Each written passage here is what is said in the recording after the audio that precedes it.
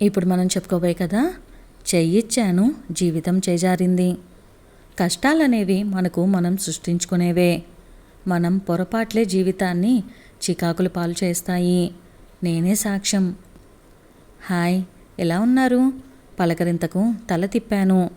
Classmate Sunil మొదటిసారి wish చేస్తున్నాడు. పోయేదేముంది అని నేను హాయ్ చెప్పాను. ఆ ఒక్క మాటతో అల్లుకుపోయాడు. రోజు గుడ్ మార్నింగ్, గుడ్ ఈవినింగ్లు మీరుని నువ్వుగా మార్చేశాడు. అతడి చొరవకు నేను కరిగిపోయా. ఇద్దరం మంచి స్నేహితులయ్యాము. 3వ ఏడాది మధ్యలో ఫస్ట్ ఇయర్ నుంచే నిన్ను ప్రేమిస్తున్నా, నువ్వు లేకుండా బ్రతకలేను అన్నాడు ఒకసారి. ఆ పూటకి మాట దాటేశాను. రాత్రంతా ఆలోచించాను. సునీల్ చాలా మంచివాడు, నేనంటే ప్రాణం. ఇంతకన్నా ఏం కావాలి? నో అనటానికి కారణమేం కనిపించడం లేదు. మర్నాడే నేను పలికా ఆ 3 అక్షరాలకు పదాన్ని. ఆపై మేం జంట పక్షులమయ్యాము. మా ప్రేమ వ్యవహారం కాలేజీ మొత్తం పాకింది. ఏమైందో తెలీదు. రాను సునీల్ మీద ఆసక్తి తగ్గేది. అదే మొహం, అవే కబుర్లు. ఎన్నాళ్ళిలా? బోర్ కొట్టేది. కావాలనే మెల్లమెల్లగా అతడిని దూరం పెట్టడం మొదలుపెట్టాను. ఊహించను మార్పుకు విలువెల్లాడిపోయేవాడు. కళాశాల వీడ్కోలు రోజైతే నన్ను పట్టుకొని ఏడ్చేశాడు. చిరాకేసింది. ఏదో తప్పదు కాబట్టి నేను బలవంతంగా ఏడుపు మొహం పెట్టాను. తనెంత బ్రతిమలాడుతున్నా అడ్రస్ చెప్పకుండానే ఇంటికొచ్చేశాను. తర్వాత ఫోన్ నెంబర్ కూడా మార్చేశా. రోజులు గడుస్తున్నాయి. చదువు అయిపోయిందిగా, ఇక మావయ్యని పెళ్లి చేసుకోమ్మా అని అమ్మ బుజ్జగింపు. సునీల్ గుర్తొచ్చాడు. కనీసం అప్పుడైనా ఆలోచించాల్సింది.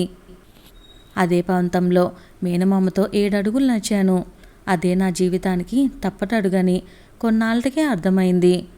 2 ఏళ్ళు బాగానే చూసుకున్నాడు మావయ్య. ఆపై మొదలైంది నరకం. రోజు తాగొచ్చేవాడు. అడిగితే చితక్కొట్టడం.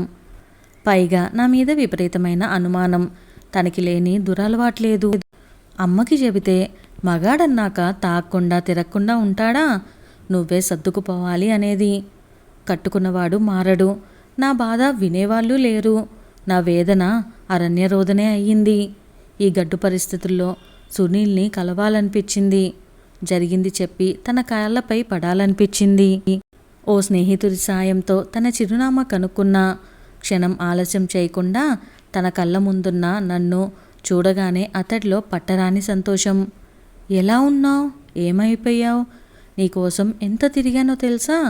అతడి ఒక్కో మాట నా కళ్ళ వెంబడ ధారాపాతంగా నీళ్లు. నేను కనపడకపోయేసరికి నాపై బెంగతో నిద్రాహారాలు మానేశాడట. పిచ్చివాడవుతాడనే భయంతో అమ్మా నాన్నలు పట్టుపట్టి పెళ్లి చేశారట. కొన్నాళ్లకే తన పరిస్థితిలో మార్పొచ్చింది. ఇప్పుడు ఆ జంట చిలకా గోరింకల్లా ఉన్నారు. బహుశా తనంత కల్మషం లేని మనసు నాది కాదేమో. అందుకే తను నాకు దక్కలేదు. కాదు, నేనే చేతులారా దూరం చేసుకున్నాను. తనకైనా మంచి అమ్మాయి దొరికిందని సంతోషంగా తిరిగొచ్చాను. అనుభవంతో చెప్తున్నాను. ప్రేమంటే టైంపాస్ వ్యవహారం కాదు. జీవితాంతం కలిసి బ్రతకగలిగితేనే ప్రేమలో పడండి. మనస్ఫూర్తిగా జీవితాంతం వదలకండి ప్రేమించిన వాళ్ళని.